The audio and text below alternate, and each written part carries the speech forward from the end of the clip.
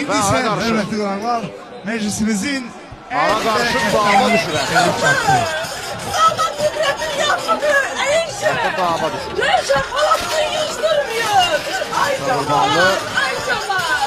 Çırax şamanı Kırmızı vərəqələr olacaq. Kırmızı vərəqələr olacaq, şübhə yoxdur. Bəli, Felipe Santos kırmızı vərəqə. Felipe Santos kırmızı vərəqə.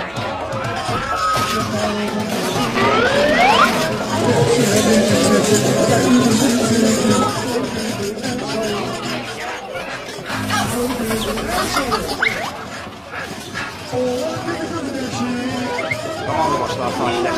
Yoksa vəziyyət daha kritik ola bilərdi.